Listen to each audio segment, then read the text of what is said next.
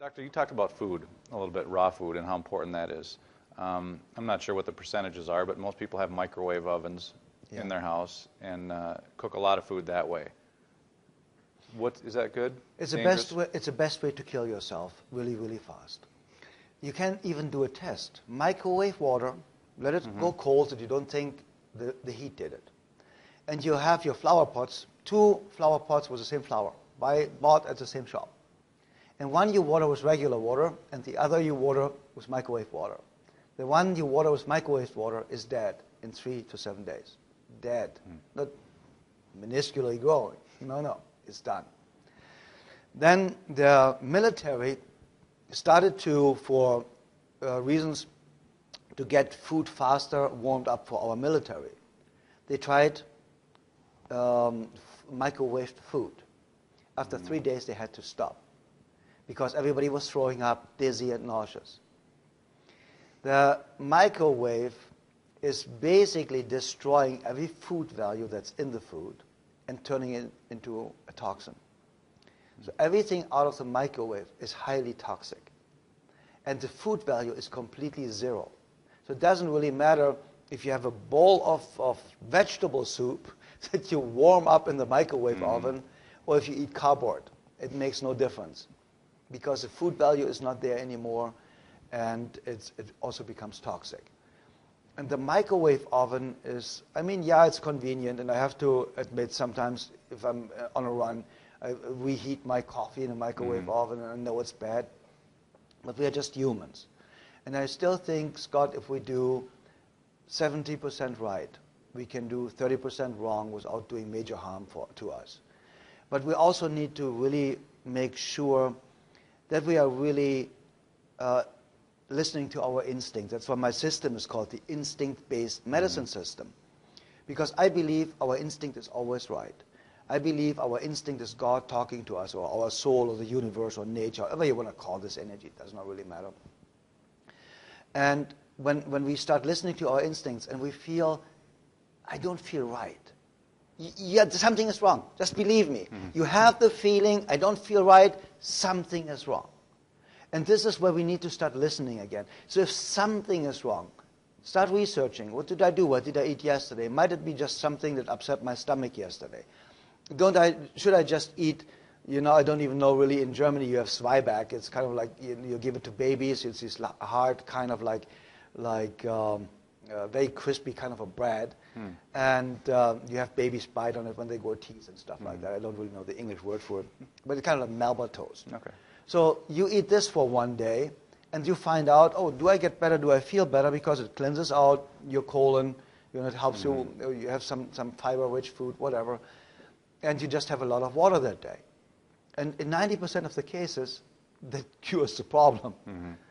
But always grabbing a pill because something is wrong just covers the symptom, and you will never find out the root cause, because my instinct-based medicine system is only about the root cause. We do not treat disease. We do not treat illness. We do not treat the patient. We are just identifying the root cause and helping the person to eliminate the root cause. And the symptoms just fall off. But if you cover it with medication, let's say for spinal problems, you can have headaches. There can be, from your spine, a misalignment of your spine. You can have eaten something really bad yesterday, and the toxins that your colon is producing, or digestive tract, giving you the headache. You can have a lot of stress. You can get a headache from that. Your muscles might be tight, and there's no oxygen in your brain. So there are hundreds of possible reasons for you to have a headache.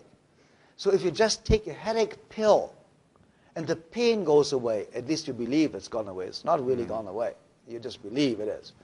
It just covers the information flow. It breaks the information flow from your nervous system to your brain, telling you there is pain. That's all it does. It doesn't get rid of the pain. But now you will never really research, where did it come from? What food shouldn't I eat? What food do I eat? Every single time I eat this, I get a stomach ache, or I get a headache, or I get dizzy. We never get there because the medication covers the symptoms. So we think we are cured. It's like people say cancer patients are in remission after treatment. No, they're not. they are dead to 90%, and no body function is there any longer. So the cancer doesn't grow at the moment, and the good stuff doesn't grow at the moment. So there's no healthy cell replacement, but there is, of course, no replacement of or growth of the cancer cells, because the treatment killed the entire body to a point where you barely survive. That's why it says on the chemotherapy side effects, death as a side effect. So many people die because they miss the spot where they kill the patient to a point where they're still staying alive. And the microwave oven actually is one of the tools making us feel full, making us feel we ate, but an hour later we are hungry again because we did not get nutrition.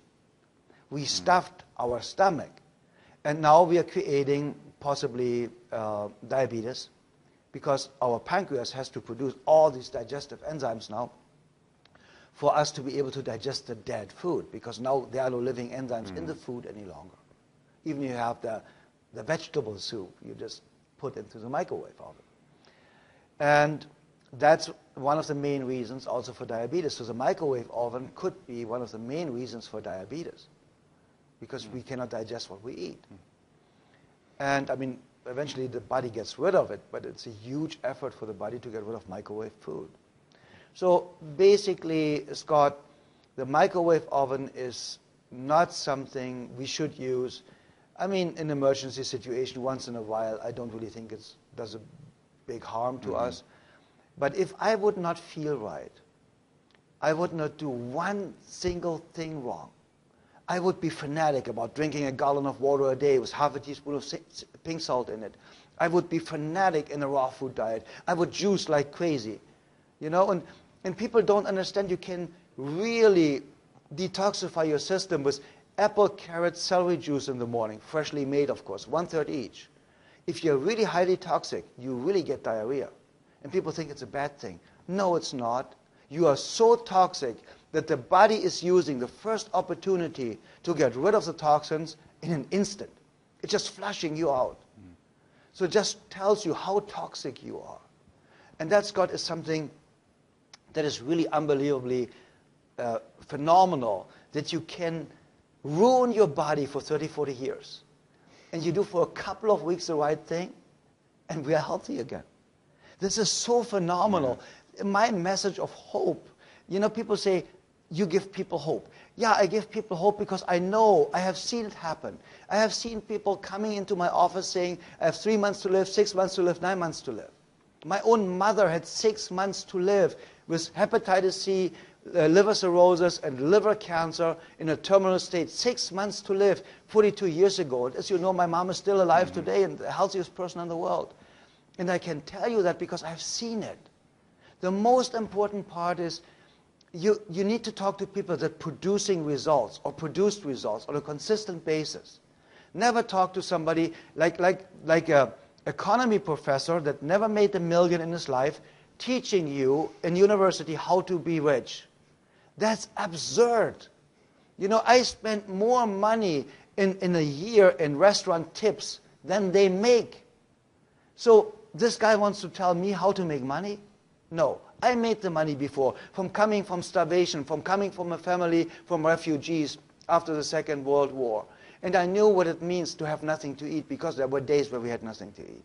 So I made my success. I made my money. I wrote 19 best-selling books. If you want to write a best-selling book, talk to me. I wrote 19 of these. I have worked with over 66,000 patients. If you want to know how to work with patients, ask me. So the point is, talk to people who did it. Talk to a patient who was sick and got healthy. Talk to somebody that weighed 400 pounds and now is slim and skinny and fit and healthy and strong. That's the person you talk to. Not a doctor whose lifespan statistically is the shortest of all professions. The doctor has a lifespan, an average of 56 years of age, the highest abuse rate of alcohol, the highest abuse rate of drugs, and the highest rate of suicide. This is a person you want to ask how to be fit, healthy, and strong for the next 140 years? No. You ask somebody who is doing it. You go to somebody that's 100 years old and plays soccer with his great-great-grandchildren, and you say, how in the world did you do that? And that makes a difference. So we need to talk to people that have done it before and that are producing results. And to conclude this, stay away from the microwave oven. And if you have children, throw the microwave oven out of the window, because they are microwaving everything and they are killing themselves.